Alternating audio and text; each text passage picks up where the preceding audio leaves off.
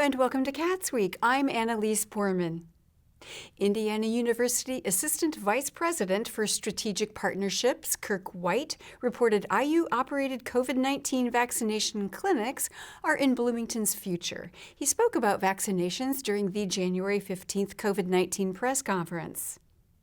We've looked at the great success that we've had in mitigation testing and flu shot administration. So we're just announcing today, Provost Rebell is issuing a release that explains that the university administration has directed the staff to move forward with the plan that we make the university facilities and our staff, in cooperation with the Monroe County Health Department and other local government entities, we're going to make the university campus vaccine administration sites available to the general public as well. So in addition to vaccinating our own population, we'll be able to add one more site to that list of locations that you find when you go to ourshot.in.gov and look for the places in Monroe County. IU is going to be on that site. White said the clinics still await state approval before their operation can begin. Monroe County Health Administrator Penny Caudle mentioned vaccination appointments can be made online at ourshot.in.gov and that appointments would be open as the county received the vaccine. As you go on and you may see that there are no appointments, keep checking back because those appointments will open up as vaccine flows. And that's just an important thing to keep in mind. We're not scheduling appointments when we don't have vaccine. So keep that in mind. It will come, check back. Caudle said the state has also planned partnerships with local pharmacies to distribute the COVID-19 vaccine. IU Health South Central Region President Brian Shockney stated 58% of COVID-related deaths since March occurred over the last 90 days. He mentioned IU Health can now offer over 700 vaccines per day. During the January 19th meeting of the Bloomington Board of Public Safety, Bloomington Fire Chief Jason Moore reported on fire statistics and inspections. He said that overall fire rates are up. Fire instances were up overall for the percentages, but we had a 6.7% reduction in our total call volume. If you look at the IU, it's a 39% reduction in IU's call volume. I think we can all attest to why. If they're in in-person class versus online distance learning. Moore mentioned only 16% of inspections were completed. Commissioner Louis Fuentes-Rohr questioned Moore about negative impacts from incomplete inspection goals. Are you seeing any negative reactions because of not meeting those goals or not? The inspection goal is one that has a drifting effect. So if you don't do really well inspections, then you miss things and then they become fire hazards and turn into fires in subsequent years. So we're not going to see an immediate effect from not doing these inspections. And if we do what we're supposed to, which is get on the track to catching up on them and keeping up with them again, we should not see the negativity. But if this trend were to continue, just nationwide, it's been proven that if you're not doing those inspections, you will see a rate of increase in fires. You will see the magnitude of the fires increase, and you will see fire fatalities increase. Moore mentioned 22 new recruits would begin training on March 22, 2021. The Bloomington Board of Public Works approved an extension for the closure of West 11th Street. Engineering field specialist Paul Kerberg spoke during their January 19th meeting. Little Brothers currently has full street closure on East 11th Street from North Forest Avenue to North Walnut Grove Avenue. And they're requesting an extension. And just before this meeting, I spoke to Dave Peterson from Little Brothers, and they would like to extend that until March 31st, 2021. Kerberg said construction should be completed before March 31st. Board member Kyla Cox Deckard stated all affected property owners were informed of the extension. The Bloomington Redevelopment Commission discussed a public art agreement with Snebter for the Trades District parking garage. Attorney Larry Allen spoke about the artwork created by Esteban Garcia Bravo during their January 19th meeting. It's kind of a textured 3D design that also includes some light elements that'll shift over time and are able to be customized. So this will be installed at the conclusion or towards the conclusion as we finish up the construction of the garage here this year. Allen mentioned the total cost of $75,000 was budgeted in public artwork expenses. He also said that the installation would remain for the life of the garage and a maintenance and cleaning plan are in the works. Board member Cindy Canarney questioned Allen about maintenance costs.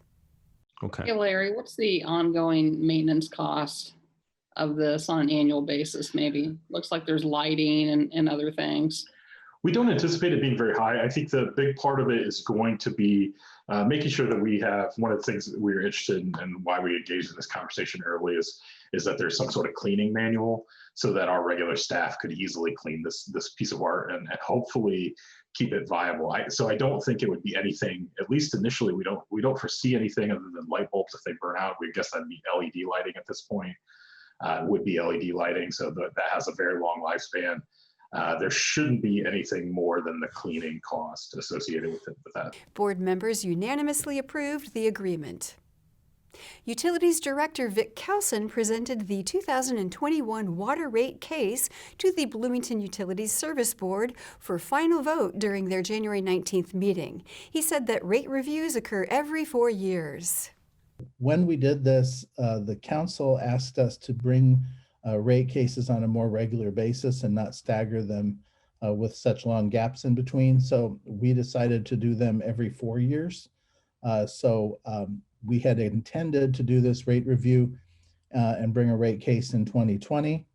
With the COVID coming on the scene, we decided to delay that into 2021. Kelson stated the 2021 rate increase would support maintenance, continue water main replacement efforts, and begin new projects. He mentioned approximately 1/4 of water mains are nearing their 100-year life expectancy. We're spending about $1.7 million per year on water main replacement.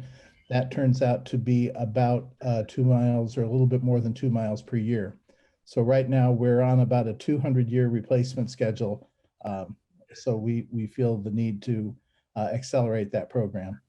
Kelson said monies would also support capital improvement plans. He mentioned the increase would happen in 2 phases, and Phase 1 effects would not be seen until early 2022. Board member Amanda Burnham clarified Phase 2 would occur in 2024. Kelson mentioned the revenue increase would total 22.2%. That is distributed across our various customer classes.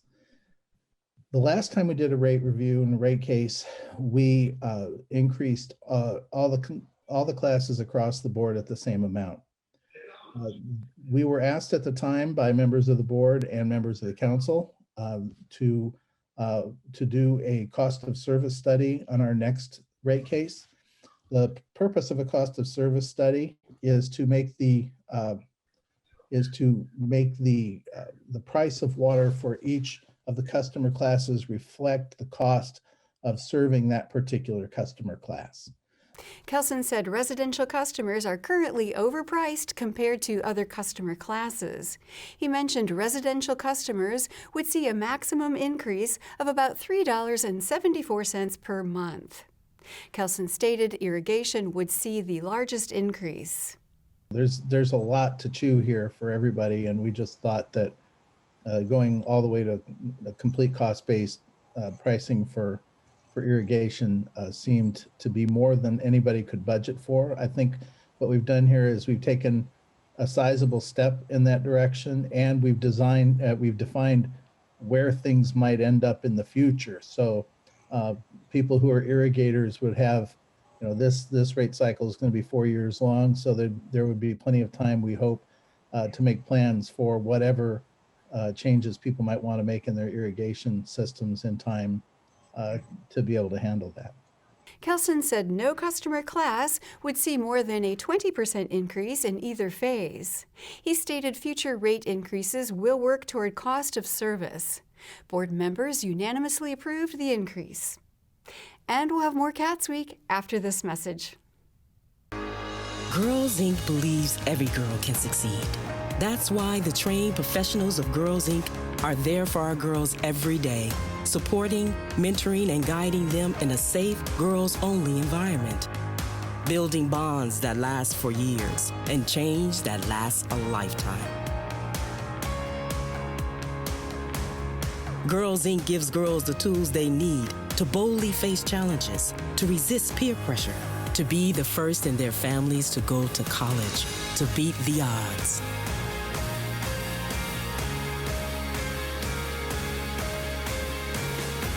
With Girls Inc. in her corner, every girl can be healthy, confident, and resilient.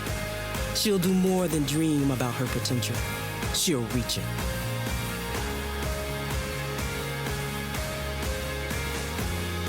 With you in my corner. With you in my corner, I will not be another statistic.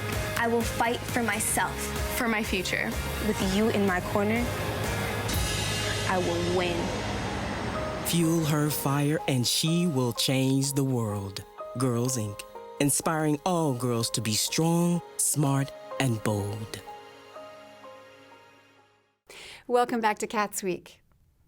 During the January 19th meeting of the Monroe County Plan Commission, Planner Drew Myers presented a planned unit development amendment and expansion. The new PUD would be called Clear Creek Urban, and Myers said that the petitioners are proposing a mixed-use development on the site. The proposal of the subdivision, the planned unit development is a mix of attached townhomes, multifamily residences, and commercial space. The petitioner states in their written statement that the development is designed to provide additional housing options for working individuals and families within the county and act as a neighborhood center for Clear Creek community. The development will include multiple road connections and alternative transportation connections, such as a multi-use path. And the petitioner states that the development will be built in 3 phases over 3 years. Myers said the development site is at the intersection of South Rogers Street and West That Road. He mentioned the site plan includes 2 drainage areas with additional stormwater drainage along South Rogers Street. Commissioner Jerry Pittsford said the development seemed out of place. I think 5 separate buildings is too much here.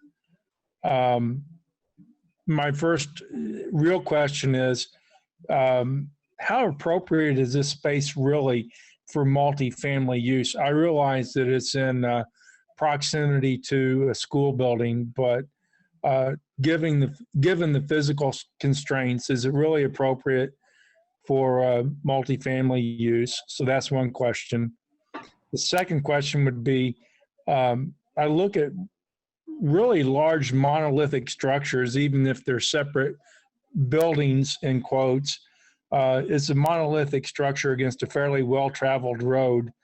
Is this too urban really in comparison to anything in downtown Bloomington? What do we see in downtown Bloomington where you see this sort of a monolithic, though separate building structure at this height? Commissioner Tron Enright Randolph said the area is facing expansion. I wanted to note that Fullerton Pike's a half a mile to the north, and the new library is going to be a half a mile to the north. So this area is growing and changing. Petitioner Tamby Wickle Cassidy said surrounding schools and services attract families, but the area lacks apartment and condominium living. Resident Liz Irwin spoke in favor of the development during the meeting. We've heard about improvements to safety and walkability for those of us who live nearby, but it may also attract some other people from the community that want to visit, whether they're using the trails or needing to walk along that road. I think it's super exciting to see investment in this area, and I particularly like the concept of bringing back the Clear Creek of older times. I think it's going to be wonderful to have a coffee shop or other destination to visit while using the trails, or not only for those who live here, but for others who may want to come and use the amenities. The Plan Commission will hold a second hearing during a future meeting. The Monroe County Public Library Board of Trustees heard design plan updates for the new library branch. Architect Chris Lloyd spoke about energy efficiency during their January 20th meeting. Each of the entries, the main entry has a vestibule, which acts as an airlock, helping to keep the warm or cold air from rushing into the building as people enter and exit. There is also a vestibule associated with the staff entry over here on the west. And then down on the lower level, as you come in from the parking garage, there is a lower level vestibule here separating that from the stair and the rest of the library. Lloyd mentioned the wall system would include 3 inches of insulation and that the large glass windows would take advantage of natural light. We're currently doing research on what glass we will be using and specifying for the project, making sure that we're providing the most efficient in terms of heat gain, heat loss. And on the east side and on the south side, with the aluminum curtain wall system that makes up those large expanses of windows, we're looking at sunshade devices. On the south, they will most likely be horizontal sunshade devices that help shade the windows from the southern light coming in, particularly in the window, and that will help with glare and bright light, but still allow the light in. Lloyd said no windows would be able to open. The Monroe County Commissioners considered a request to help fund alternate spaces for people experiencing homelessness at Seminary Park encampment. Commissioner Penny Githens presented the request at their January 20th meeting. The county government and other governmental units are supporting social services agencies, including United Way and the Community Foundation, and are working diligently and in a coordinated manner to provide a safe alternative to the camping. And sleeping outside is not a safe, I think that's supposed to be alternate to the current arrangement prior to providing a safe alternative will do further harm, including increased risks of COVID-19 exposure and transmission and pushing homelessness into higher risk areas. In an open letter to the mayor of Bloomington, John Hamilton, attached as Exhibit A, was circulated, and each commissioner individually agreed with the letter and signed onto the letter. Githens said a request of $20,000 was made by Beacon Incorporated Director Forrest Gilmore to support a winter low-barrier shelter living alternative to the campsite. Commissioner Julie Thomas stated coronavirus aid, relief, and Economic Security Act grant funds would be used to support the shelter. This is such an important thing, and we don't want folks to be camping in Seminary Park or on Rogers and the county property, because that's especially not safe.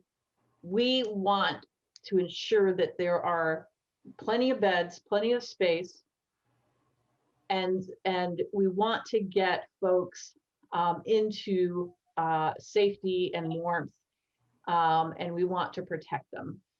Gilmore said the winter shelter was created around survey responses which questioned why people were not going to shelters and instead camping outside. He mentioned more space was needed than originally thought. So I think what was most impactful about that is, again, we weren't trying to kind of find out how many people were out there as much as we were trying to find out why people weren't seeking shelter. And in the process of that survey, we discovered there were a lot more people experiencing street homelessness than we realized, and a lot more people at Seminary Park than we realized. I think our more on the ground estimate was 15 to 20, and But when we did the actual by name survey, we discovered the numbers were substantially higher. And that just told us very clearly that regardless of the obstacles that people have to accessing the current shelters, there just simply wasn't enough sheltering for people in our community, and that we needed to find some kind of response to that quickly. Gilmore said the shelter is off of the Beeline Trail next to the Switchyard Park. The commissioners unanimously approved the resolution. And we'll have more Cats Week after this message. Let's talk about sex. What is consent? And what's not? Consent is based on choice. Consent is active, not passive. Consent is giving permission without feeling pressure. What is not consent? Silence. Passed out. Intoxicated. Fear. It is not consent. God consent? Ask. Sex without consent is a crime. Only yes means yes. Welcome back to Cats Week. During their January 20th meeting, Bloomington City Council considered a 7-acre rezone from residential medium lot to employment on West Fountain Drive. Planner Eric Grulich said Comcast requested the rezone to expand their building space. So with this petition, what they are requesting would be to remove the northern utility building that is on the property building. So that the area of the expansion would still occur within the developed area. So you can see there's asphalt and concrete immediately adjacent to this building on the west side. That is the area that the building would be expanded in. This would also allow for them to take down a communication array that is on the property and bring that inside the building. So the site is predominantly used for utility trucks, for service vehicles, storage of equipment. So this is classified as a contractor's yard in the zoning code. And so that is why they are requesting to rezone this to the employment district where that use is a permitted use. Councilmember Isabel Piedmont Smith clarified that the new building would not disturb any new land and that the developer would pay for a portion of the sidewalk on Fountain Drive. We asked about a sidewalk along the frontage of Fountain Drive, and we're told that there would be a side path that the city has long planned to put in there, and that the developer would pay into towards the cost of that side path rather than putting in their own sidewalk, so that it all, can be done in one project. The City Council unanimously approved the rezone. The Monroe County Food and Beverage Tax Advisory Commission considered a request from the county commissioners to support the convention center. Commissioner Julie Thomas spoke during their January 21st meeting. And what we'd like to do is set aside some of the food and beverage money to ensure that our convention center remains in great shape financially. So this money could be utilized for the debt payment that we currently have on property and the last renovation, but also operations costs as they may be needed. County Attorney Jeff Cockrell stated convention center finances were strained due to a drop in innkeeper's tax and loss of convention center events. Thomas spoke of the convention center's support during COVID.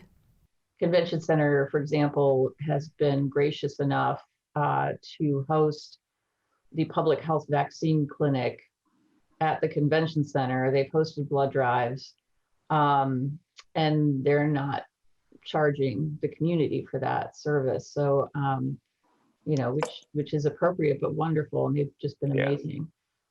So this is really a buffer to ensure that they can continue to operate this year, and we just don't want to have any shortfalls.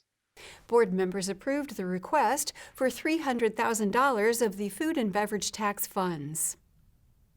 The Monroe County Women's Commission discussed plans for an upcoming planning event during their January 21st meeting.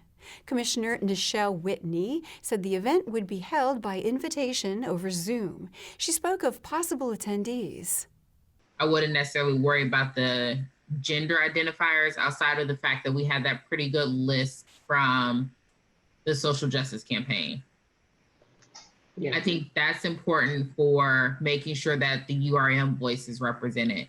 What I would encourage, though, is for us to think about not just women-owned or women-led, but anything that would be impacted by women. So, for example, the Housing Authority, we should send an invitation to them, or even the mayor's office, like with community and family resources, like we should be reaching out to them. Safe and Civil City, we should be thinking about nonprofits like United Way or the Community Foundation. We should be thinking about educational partners. So whether that's the MCCC realm or RBB, or if that's Ivy Tech or IU. So it doesn't necessarily have to be woman-centered. I think it can be anything that is going to impact quality of life for women.